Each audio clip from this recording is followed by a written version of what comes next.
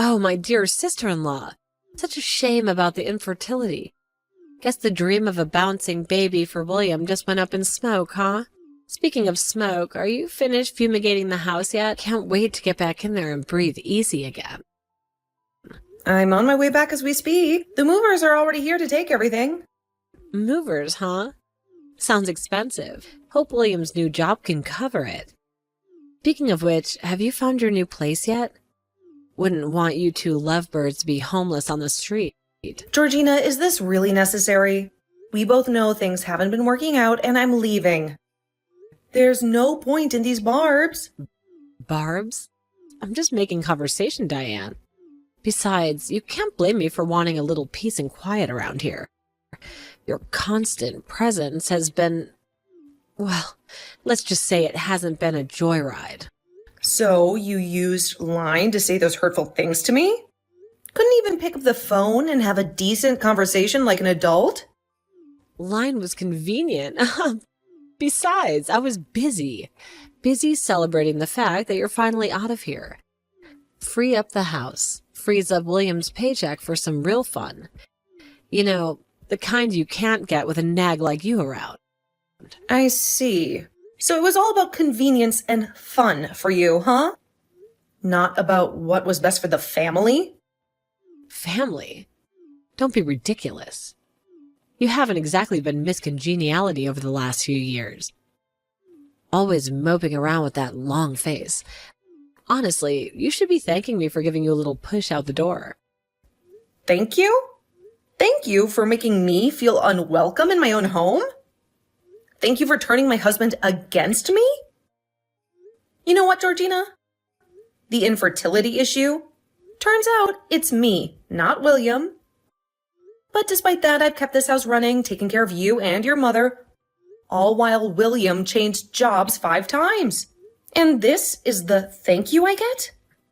Come on. I asked you to take care of things for 3 years. During these 3 years, I haven't had a child with William. When I checked with the hospital, the doctor's words echoed in my ears. It was my body that wouldn't cooperate.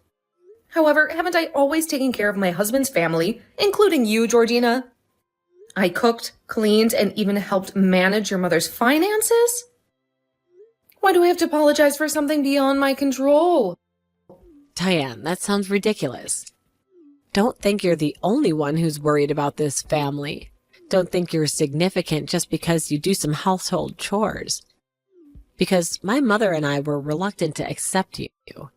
We had our reservations, but you were all we had. I don't have any other choice in the matter. Just do some household chores? Both your mom and you never left a finger to do any housework. You leave everything for me to handle, treating this house like a personal hotel. And William, he's been struggling to find stable work. He has changed jobs 5 times in 3 years, each time with the promise of something better, but ending up with even less security. And I've had to endure all of it. The constant stress, the financial strain. No, on the contrary. My brother is very admirable. What? Admirable? What do you mean?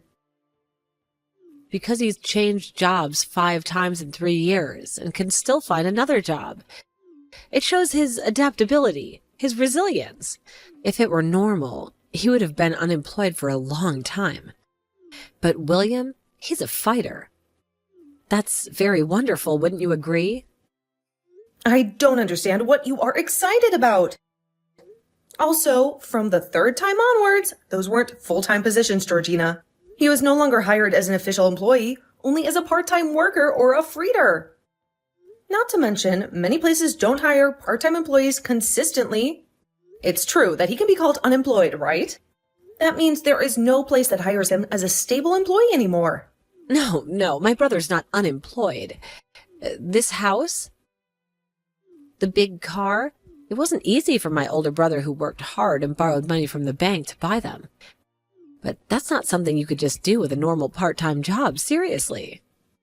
This family is so weird. Your priorities are completely skewed. What do you mean by that? No, nothing. It doesn't matter anymore. Anyway, my dear sister-in-law seemed so worried about having us welcomed her. Let's face it, the welcome wasn't exactly warm and fuzzy, was it? And now that you're finally leaving, shouldn't we throw you a little goodbye party? Just kidding, of course. No, there's no need for any kind of farewell. My mother-in-law and her friends already cleared out, and the rest of the house is like a tomb. William and I will be strangers, living under the same roof for one final night. Even if we wanted a goodbye, there wouldn't be anyone left to hear it. That's a real picture of marital bliss, isn't it? No one to see you off. Just packing your bags in the cold silence of this house. A happy ending indeed. What are you even talking about, Georgina? Nothing important, just making conversation, you know. Speaking of goodbyes, when are you planning on filing for divorce? It's too late to do anything today. I'll file the application first thing tomorrow. This marriage, it's finally over. That's the spirit. It's high time, wouldn't you say? Just don't come crying to me tomorrow, begging for another chance. We've all had enough drama, haven't we? Don't worry, there won't be any tears or begging. That's a good girl. Looks like you've finally grown a backbone. But let me tell you something, Diane. You may be strong now, but you're also facing this all alone. No husband, no family, just you and your empty boxes. The end of a relationship is a necessary evil sometimes. And believe it or not, Georgina, I can pack my things and get myself out of this house without needing anyone's help. So what's next for you, huh? Divorced and childless? What kind of future is that for a woman? You'll never find another husband, that's for sure. Doomed to spend the rest of your days a lonely old spinster. It's pathetic, really. When I found out I couldn't have children, it hit me like a ton of bricks. The dream of a family with William is shattered. But you know what hurt even more? The fact that my own family, the people who were supposed to be there for me, turned their backs on me and blamed me for everything. Well, of course they did. We all thought you were healthy. We thought that you can give William the children he deserves. Turns out that was all a lie. You deceived my brother, Diana. You tricked him into marrying you under false pretenses. I am a woman. Don't talk like that. A woman can be more than just a baby machine. Don't you see the years I've poured into this family? Well, are you turning your real face, huh? Don't take out your anger on me like that, okay? Till now, you've always had a pensive expression on your face. That face has really made me feel disgusted. I'm glad not to have to see that face anymore. Today we should have a celebration. A toast to finally being rid of you. I don't care about your celebrations or your toasts. I will never come back to this house when I get married again. Just the thought that I would have the happiest family in my life, but it turned out to be the biggest disappointment. Wait just a little bit. Stop blaming others. If the bride still fulfills the important function of a woman, we will happily accept her and continue to live together, right? But you can't do that. You're a broken toy, Diane. You're useless to us now. The important function of a woman? Basically, this family is already too stressful for me to handle, even if my body could still give birth. I'm sure I'll leave this house sooner or later. Also, I always wanted to say this to your family. That's bad, huh? This is the last time. So I'll sit and listen to you just to get it over with, but what do you want to say? For the past 3 years, I've been working like a slave in this house. The husband can't hold a stable job. There's almost no income. Your mother uses every penny of her savings only to show off to her friends with their fancy vacations and expensive clothes. Your sister is selfish and always causes chaos in the house. And yet I've tried my best for this family. I cooked, I cleaned, I even managed your mother's finances. Well, you're just congratulating yourself again. Isn't it obvious that women have to do all the housework to support their husbands, don't they? Or do you want to hear some words like they're doing a great job? That's not how the world works, honey. Now everything is meaningless. Just leaving is enough. I don't need your approval or your empty praise. Hey, don't treat us like we're the ones who are wrong. Maybe the person who's wrong is you. Don't come to my house anymore. What a shameful woman. You're a burden and disappointment. Stay away from us. Never come back. Don't worry, I won't do anything. It's better for me anyway. Goodbye, Georgina. And good luck finding someone else to clean up after you. Who cares about your goodbye? Just get out already.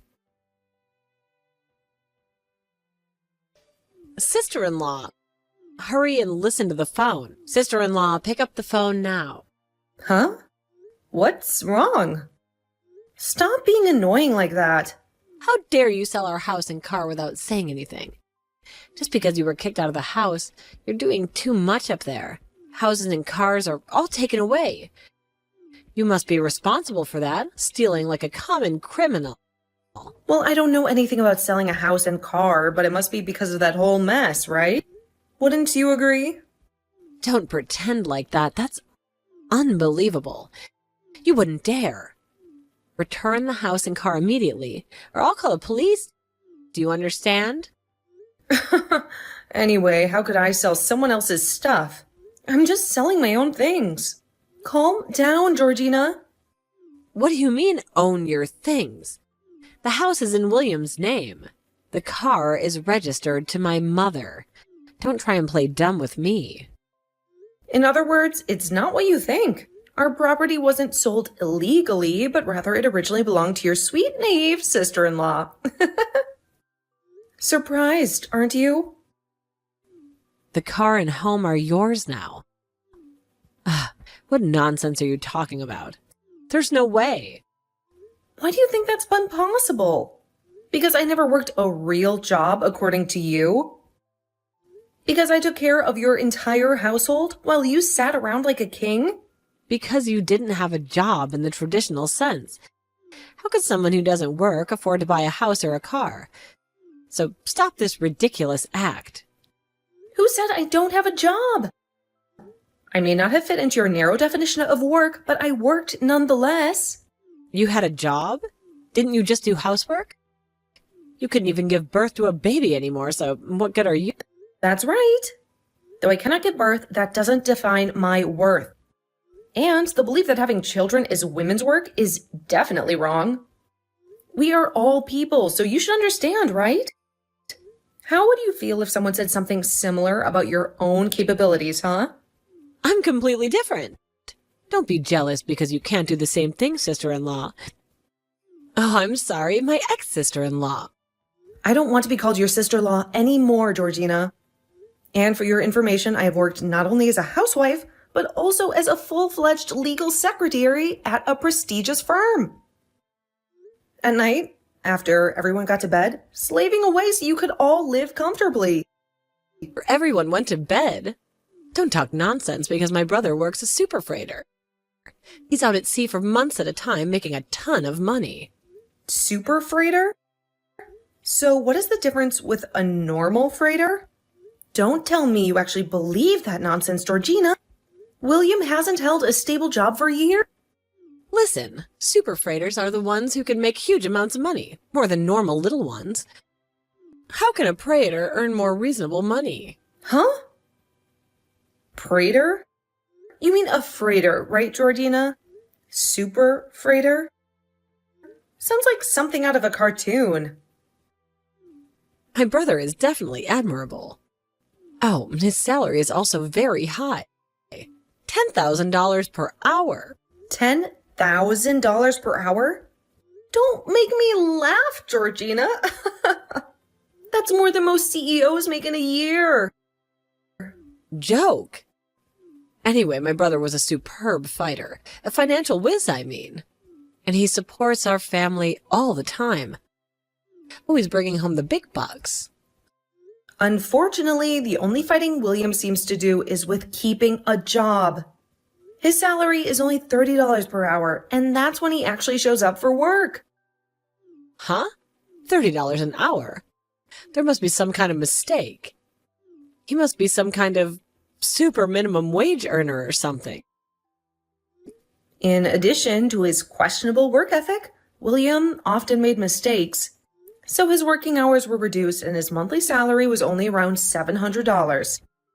It is much lower than the salary of a newly graduated college student. Unfortunately, he isn't a super freezer showering us with riches like you said. No! No way. Stop lying. He earned at least $700 per month. That's barely enough to cover rent. My family budget might definitely have a deficit. Yes, your family is in serious financial trouble, Georgina. A truth you seem to be conveniently ignoring. Most of this family's living expenses were paid by me, not your super freighter brother. Huh? So a person who only did housework and couldn't earn money? How did you pay it? Don't lie to me anymore. Let me tell you about the Pandora room, Georgina. A place where I poured out my frustrations and anxieties every night after you all went to sleep. Each keystroke is a rebellion against the stifling expectations of this family. I wrote dramatic tales of a dysfunctional household, a manipulative mother-in-law, and a husband who couldn't hold a job. Oh, so you're a blogger. It's not that easy to make money writing stories online. And we were the topic, right?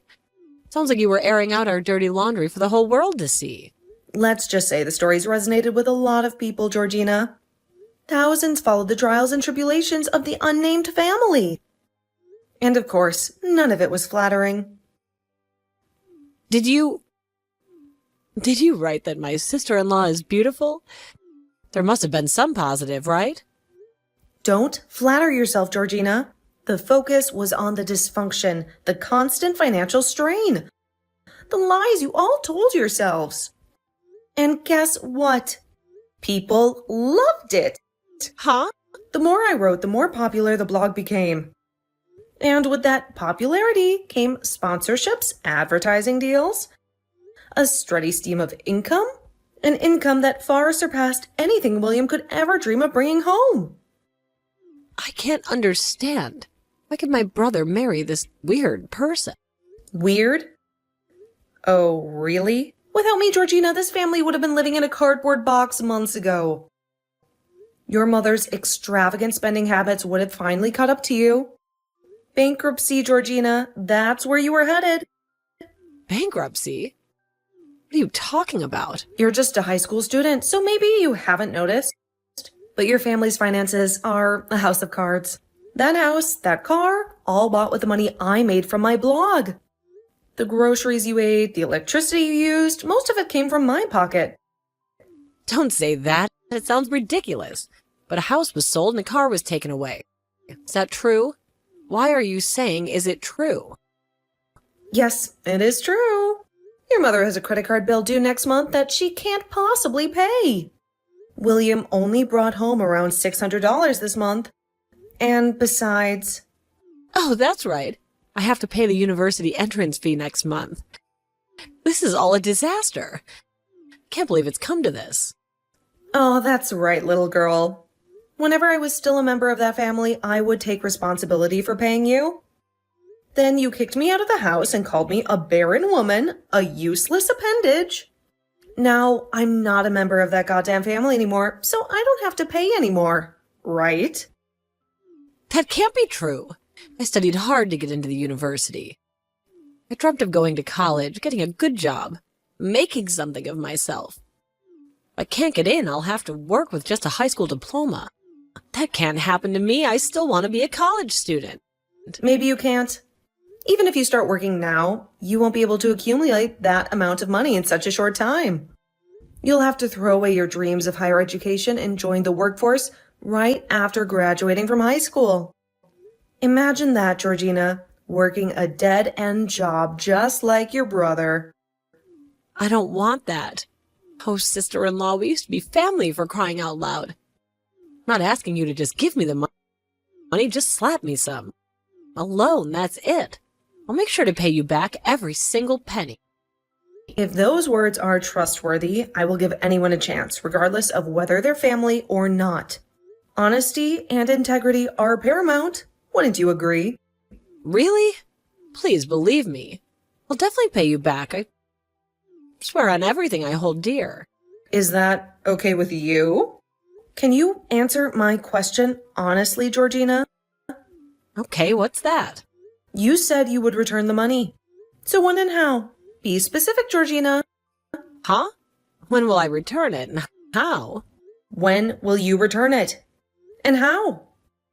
Don't tell me fairy tales about pocket money. Your family is drowning in debt, remember? Oh, from the pocket money I received from my parents. However, your family struggles financially. How can you afford it? Isn't this just another empty promise, another lie you've learned so well from your brother? Even though you said that, don't you understand? University education is the only way I can escape this dead-end life, this circle of poverty your family's trapped me in. Do you know how much university tuition costs, Georgina? Besides the entrance fee, there are also housing costs, meal plans, books, and countless other expenses. Do you get it? What about that money? To pay off the tuition, I'll have to work part-time until graduation. Every single night if I have to. University tuition's about $100,000 per year, right? The tuition for 4 years is about $500,000, right? If it's only about that amount, that could be managed with effort. I'm young and strong, I could handle it. Well, according to my research, Georgina, the university you want to attend is a prestigious private institution. They have a reputation for excellence, not affordability.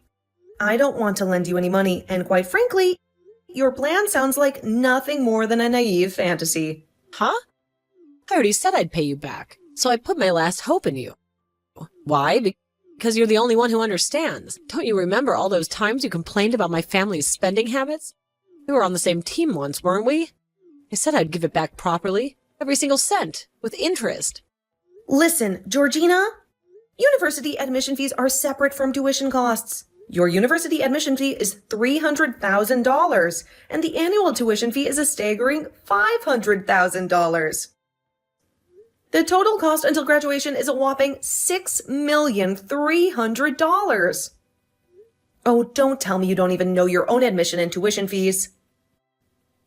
Didn't you say you would definitely pay it back?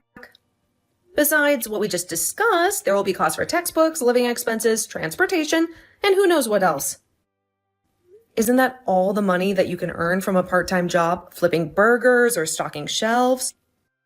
How can I lend you money when your plan hinges on such a flimsy foundation?